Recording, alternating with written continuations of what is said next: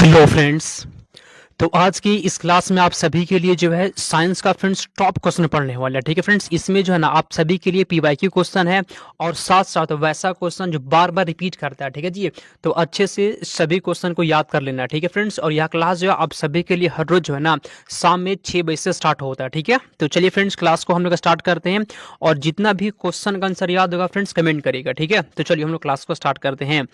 आज के यहाँ पे फ्रेंड्स पहला क्वेश्चन है कि भोजन की जटिल घटकों को सरल पदार्थों में तोड़ने को क्या कहते हैं। ठीक है जी, भोजन जो है ना, भोजन को जटिल घटक से सरल पदार्थों में तोड़ने को क्या कहते हैं? पाचन कहते हैं, पोषण कहते हैं, श्वास या फिर श्वसन कहते हैं? आसान क्वेश्चन बताइए आंसर। ठीक है जी, तो फ्रेंड्स भोजन के जटिल घटक को सरल पदार्थों में तोड़ने को पाचन कहते हैं। क्या कहते हैं फ्रेंड्स? पाचन कहते हैं। 2 नंबर क्वेश्चन का ये हो जाएगा। ठीक है, बहुत बार क्वेश्चन पूछा गया है। एक क्वेश्चन पूछते हैं कि पाचन कहाँ से शुरू होता है जी, तो फ्रेंड्स मुंह से जो है ना पाचन शुरू होता है। और फ्रेंड्स पाचन जो पूर्ण रूप से कहाँ हो जाता है? छोटी आंत में हो जाता है। ठीक है, ये दोनों बात याद रखना आपको। अगला क्वेश्चन यहाँ पे है ना कि मेंडल ने अपने अध्ययन के लिए निम्नलिखित में से किस लक्षण का चयन किया था? मेंडल ने जो है अपने अध्ययन के लिए किस लक्षण का चयन किया था? ऑप्शन को पढ़िए। ठीक है, फलों का रंग और बीज का रंग, हाँ जी इसका चयन किए थे। ठीक है जी, ऑप्शन नंबर ये तो सही है। तने की लंबाई और फूल की स्थिति, ये भी सही है। ठीक है जी, ये भी सही है। फूल का रंग और बीज का आकार, ये भी सही है फ्रेंड्स। यहाँ पे उपयुक्त सभी हो जाएगा। ठीक है जी, ऑप्शन नंबर डी आपके यहाँ पे सही जवाब है।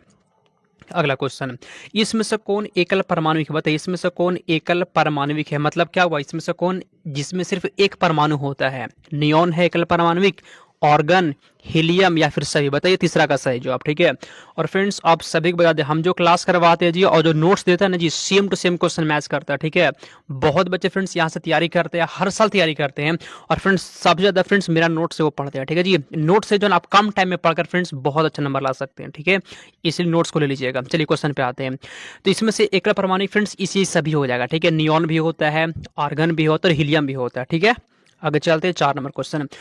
विद्युत ऊर्जा का व्यापारिक मात्रा क्या होता है? विद्युत ऊर्जा का व्यापारिक मात्रा क्या होता है? बताइए चौथा का आंसर। बहुत ही बेस्ट क्वेश्चन है। ठीक है, तो विद्युत ऊर्जा का फ्रेंड जो व्यापारिक मात्रक होता है वो क्या होता है? वाट प्रति घंटा होता है। 4 का बी हो गया आंसर।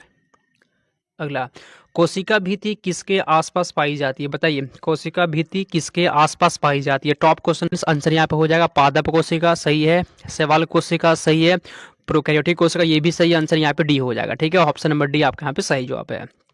अगला, रच्छी कोशिकाओं में प्रकाश संश्लेषण की प्रक्रिया किसके द्वारा उत्पन्न होता है? बताइए रच्छी कोशिकाओं में प्रकाश संश्लेषण की प्रक्रिया द्वारा क्या उत्पन्न होता है? तो इसका आंसर फ्रेंड्स यहाँ पे चीनी हो जाएगा। ठीक है, 6 नंबर क्वेश्चन का डी आपका सही जवाब है। अगला, जिन पौधों में विभेदित पादप शरीर नहीं होता है वे किस समूह में आते हैं? ठीक है जी, वैसा पौधा जिसमें विभेदित पादप शरीर नहीं होता है वे किस समूह में आते हैं? वो फ्रेंड थैलोफाइटा समूह में आते हैं। किस में आते हैं? थैलोफाइटा में आते हैं। 7 नंबर क्वेश्चन का ए हो जाएगा। ठीक है, अगला क्वेश्चन यहाँ पे 8वां, ओम के नियम को, ठीक है जी, ओम के नियम को परिभाषित करने में किसका मान अचर रहता है? ओम के नियम को परिभाषित करने में किसका मान अचर रहता है? दाब का, विभवांतर का, धारा का या फिर ताप का? कमेंट करिए तो। ठीक है जी, तो ओम के नियम को परिभाषित करने में ताप का जो है ना मान अचर रहता है। ठीक है, याद कर लीजिएगा। और ताप का फ्रेंड्स ऐसे मात्रा क्या होता है? केल्विन होता है। धारा का ऐसे मात्रा को बता सकता है, धारा का ऐसे मात्रा क्या होता है? एम्पियर होता है। ठीक है, अगला क्वेश्चन यहाँ पे 9वां, एक विलियन जो है वो लाल लिटमस को नीला कर देता है। एक विलियन है वो लाल को नीला करता है, उसका पीएच मान कितना होगा? बताइए, कोई विलियन है जो लाल को नीला करता है, तो लाल को नीला कौन करता है? क्षार करता है। लाल को नीला कौन करता है? क्षार करता है, और क्षार का पीएच मान 7 से ज्यादा होता है। तो यहाँ आंसर यहाँ पे बी हो जाएगा 10। ठीक है, इसका आंसर यहाँ पे हो जाएगा 10, क्योंकि फ्रेंड्स ये क्षारीय है और क्षारीय जो है ना, क्षार ही जो होता है वो लाल को नीला करता है। आंसर यहाँ पे बी हो जाएगा। अगला, जीवाणु कोशिका की कोशिका भित्ति का प्रमुख घटक बहुलक क्या कहलाता है? जीवाणु कोशिका की कोशिका भित्ति का प्रमुख घटक बहुलक क्या कहलाता है? तो फ्रेंड्स को पता क्या कहलाता है? पेप्टी गोक्लाइगोन कहलाता है। 10 नंबर क्वेश्चन का बी हो जाएगा। आगे चलते 11, व्यावसायिक रूप से उत्पादित किस रासायनिक पदार्थ से मिट्टी की उर्वरता बढ़ती है? कमेंट करिए तो। व्यावसायिक रूप से उत्पादित किस रासायनिक पदार्थ से मिट्टी की उर्वरता बढ़ जाती है? कमेंट करिए आंसर। ठीक है फ्रेंड्स, कमेंट करिए तो। ठीक है, किस रासायनिक पदार्थ से मिट्टी की उर्वरता बढ़ जाती है? उर्वरक या फिर इसको खाद भी कहते हैं, ठीक है। खेतों में जो ना खाद दिया जाता है किस लिए, ताकि मिट्टी की उर्वरता बढ़ जाए। यहाँ पे सी हो जाएगा आंसर। शक्ति का इससे मात्रक, आसान क्वेश्चन है। शक्ति का इससे मात्रक क्या होता है बताइए। देखिए friends, option number A pascal दिया गया। पास्कल किसका होता है, पास्कल दाब का होता है, पास्कल होता है दाब का। कमेंट करिए। न्यूटन फ्रेंड्स ये बल का होता है। जूल किसका होता है, ऊर्जा का होता है। तो शक्ति का मात्रक यहाँ पे वाट हो जाएगा, ठीक है। 12 नंबर क्वेश्चन का भी। अगला, जल प्रदूषण को मापने के लिए कौन सा परीक्षण किया जाता है, कमेंट करिए। तो जल प्रदूषण को मापने के लिए कौन सा परीक्षण किया जाता है, तो फ्रेंड्स बताइए आंसर। तो जल प्रदूषण की जांच के लिए जैव रासायनिक ऑक्सीजन मांग बीओडी जांच होता है, ऑप्शन नंबर ए हो जाएगा। अगला, स्पेक्ट्रम प्राप्त करने के लिए, स्पेक्ट्रम प्राप्त करने के लिए किसका उपयोग होता है, बहुत आसान क्वेश्चन, कमेंट करिए। तो जिसको भी अगर नोट्स लेना होगा फ्रेंड्स, मेरा व्हाट्सअप नंबर यहाँ पे 92 41 21 66 96, ठीक है। व्हाट्सअप पे मैसेज करना, आपको 4000 क्वेश्चन मिल जाएगा मात्र 149 रुपये में, ठीक है। बाद में इसका प्राइस बढ़ जाएगा। चलिए, तो स्पेक्ट्रम प्राप्त करने के लिए प्रिज्म का उपयोग होता है, सी आंसर यहाँ पे हो जाएगा, ठीक है। अगला, स्पष्ट प्रतिध्वनि सुनने के लिए मूल ध्वनि और प्रवर्तन ध्वनि के बीच कम से कम कितना समय का अंतर होना चाहिए बताइए। 0.1 घंटा, 0.1 सेकेंड, या फिर कितना, सुनिए।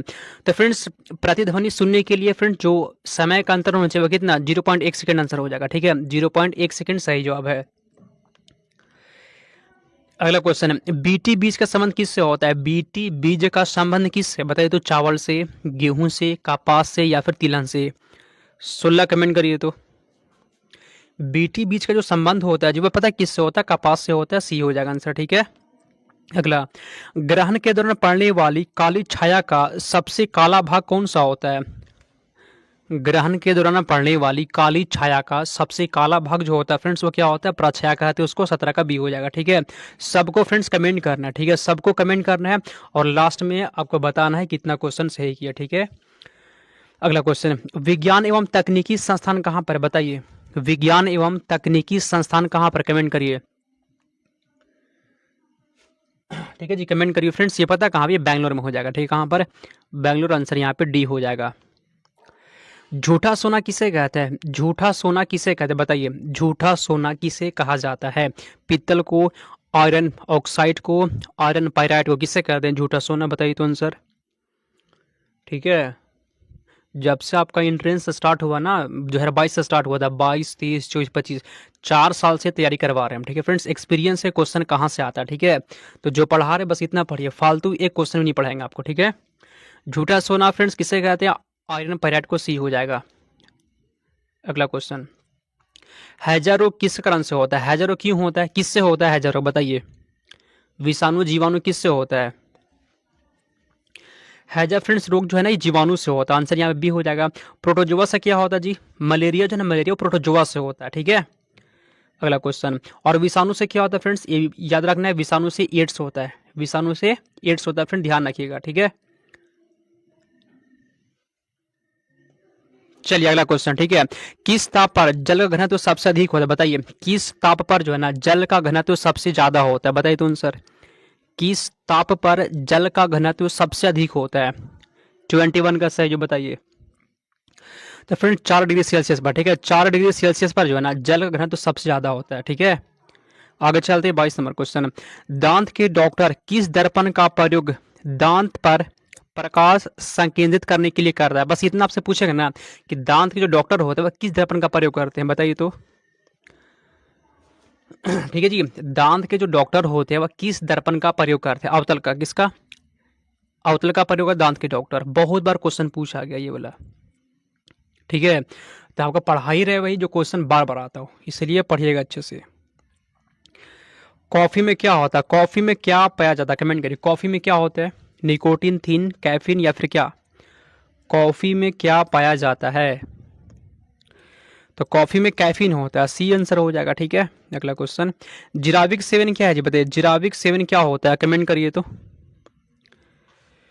ये फ्रेंड्स एक तरह का कृत्रिम हृदय है, ठीक है जी, याद कर लीजिएगा, यहाँ पे बी हो जाएगा आंसर। आगे चलते हैं लोग 25, कार्बनिक पदार्थों में कौन सा एक प्रकृति में सर्वाधिक प्रचुरता में पाया जाता है, इसमें से कौन है जो सबसे प्रचुर मात्रा में पाया जाता है, कहाँ, प्रकृति में, सेल्यूलोज, विटामिन, रेशा या फिर रेयॉन, कमेंट करिए। इसमें से कौन सा एक प्रकृति में जो है ना सर्वाधिक प्रचुर मात्रा में पाया जाता है जी? सेल्यूलोज पाया जाता है। ऑप्शन नंबर यहाँ पे हो जाएगा, ठीक है, याद कर लीजिएगा। विटामिन ई खोज कौन किए थे? कैसिमर फंक किए थे। क्वेश्चन आता है भारतीय सर्वेक्षण विभाग का मुख्यालय कहाँ पर है? भारतीय सर्वेक्षण विभाग का मुख्यालय बताइए तो 26 का आंसर। सर्वेक्षण विभाग का मुख्यालय फ्रेंड देहरादून में। कहाँ पर? सी आंसर हो जाएगा 26 नंबर क्वेश्चन का, सी हो गया आपका। अगला, परमाणु के नाभिक में क्या होता है? परमाणु के नाभिक में क्या होता है? कमेंट करिए तो। परमाणु यहाँ पे, ठीक है जी, परमाणु लिखा हुआ है, तो परमाणु के नाभिक में क्या होता है? इसको फ्रेंड्स याद है, परमाणु के नाभिक में क्या होता है? पोनु होता है। पो से प्रोटॉन और नु से न्यूट्रॉन, पोनु होता है। क्या होता है? पोनु होता है परमाणु के नाभिक में। ऑप्शन नंबर डी हो जाएगा। बहुत बार क्वेश्चन पूछा ये वाला, ठीक है। अगला, गर्भ निरोधक गोलियों का आविष्कार किसने किया था? पिनकस ने, क्रिश्चियन बार्नार्ड ने, रोनाल्ड रॉस ने, लैंडस्टीनर ने, किसने किया था? आविष्कार का क्वेश्चन रहता है एग्जाम में, ठीक है। पिनकस इसका आंसर यहाँ पे हो गया। आगे चलते 29, डेंगू बुखार होने पर मानव शरीर के किसकी कमी होने लगती है? सुनिए, अगर किसी को डेंगू बुखार होता है ना जी, तो बॉडी में किसकी कमी होती है? बॉडी में जो है ना किसकी कमी होती है डेंगू बुखार होने पर? विटामिन कम जाता है, प्लेटलेट्स, हीमोग्लोबिन या फिर क्या? बताइए, कमेंट करिए। तो फ्रेंड, जब किसी को डेंगू होता है ना तो प्लेटलेट्स की कमी हो जाती है। 29 का भी हो जाएगा, ठीक है। आगे चलते हैं 30 नंबर, प्रयोगशाला में संश्लेषित किया गया पहला कार्बनिक यौगिक कौन सा था? बताइए 30 का आंसर। प्रयोगशाला में संश्लेषित किया गया पहला कार्बनिक यौगिक कौन सा था? पता कौन सा था जी? या फ्रेंड्स यूरिया हो जाएगा, यूरिया ऑप्शन नंबर